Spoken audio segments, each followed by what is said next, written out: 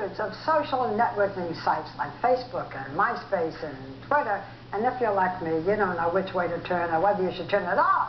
So our next guest is here to navigate us to the right site. So please welcome AOL Consumer Advisor, Regina Lewis. Hello, Regina. So we see Facebook, MySpace, Twitter, they're very different from our old ways of communicating, which was, hello, how are you?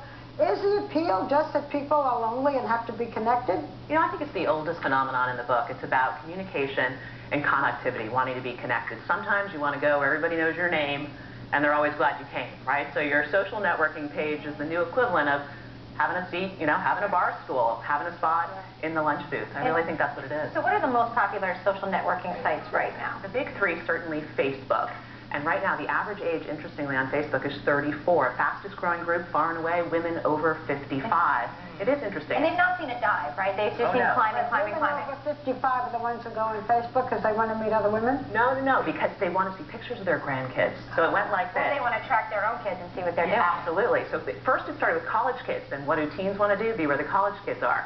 Now, it's moms, it's everybody, again, the average age being 34, and then grandparents now getting in the game because they don't want to miss out on the videos and pictures. Makes perfect sense. MySpace. Yep, the second one is Bebo. MySpace? Oh, no, well, MySpace is another one. MySpace now, average age 29, skews a little bit differently if you guys have checked it out. If you're an aspiring musician, if you're in the entertainment field, that's your site. The last one, Bebo, is an interesting concept because I think we're going to talk about keeping up with all of this stuff. What if you have friends posting things on YouTube? What if you've got an AIM buddy list?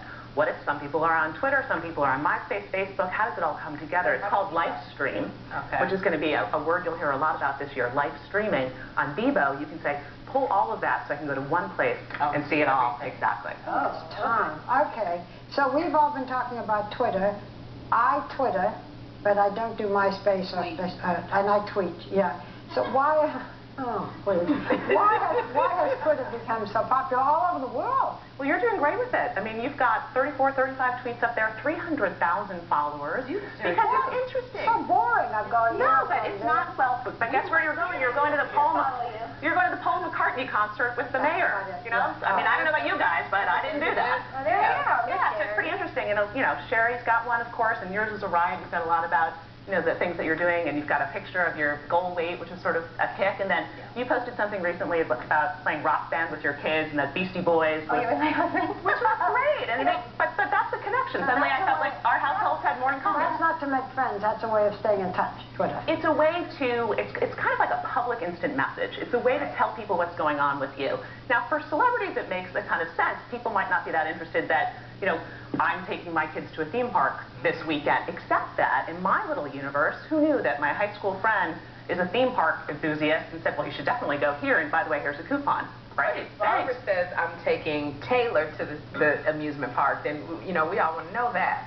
That's interesting. You're doing great. You're doing better than you think. How do people know which site is right for them? So you say MySpace is more musician-oriented. Yeah. Twitter's big. I think there's a big mom following on Twitter because you kind of can ask a question to a large group of people and get some great advice back, right? I think that advice is neat, and you can thank them. So my theme park example, or you were saying, you know, okay, kids going off to camp, you throw it out there, and you'll be surprised what comes back. It's going to be helpful. There's a smaller sites, like I'm a part of AOL Black Voices, and there's LinkedIn and Eon. Those are the smaller sites. Sure. Well, Black Voices, actually, what is Black Voices?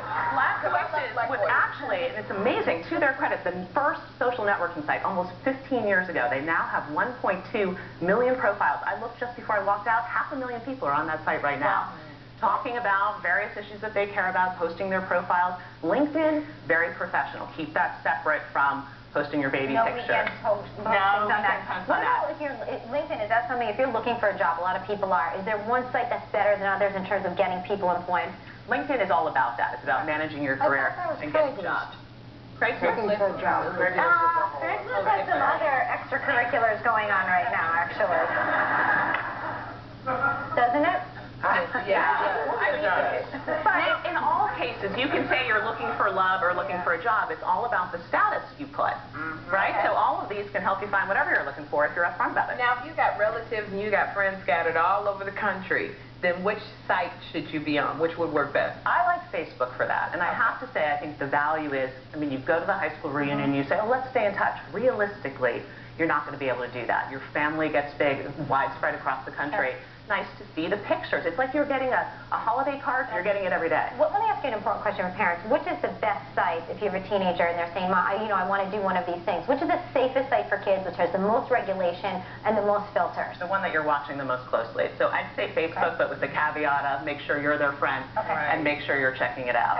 Okay. Important. So now that we've gotten all of this, what happens if someone decides that they do want to come off? How easy is it to detach yourself and to take your information with you? Well, I'm glad you asked that, because when I think you... I didn't want to just sit here like a bump on a log. I think you want to pace yourself. There's a tendency to come fast out of the box, accept all the friend requests. The next thing you know, you look at it and think, who are these people? And you're mixing people you really know with people you don't know. You can undo that. You can unfriend them. They don't get a notice that, well, he doesn't like you anymore. Oh, they it's won't pretty from me either way, but you know. Or you could just don't accept anybody. And you build something That's what I did. meaningful. I just keep deleting. Everybody wants to be the friend. I do delete. No. But thank you for clearing all of this up, because Whoopi and I are the ones who don't really want to join too much. Having said that, we'll be right back.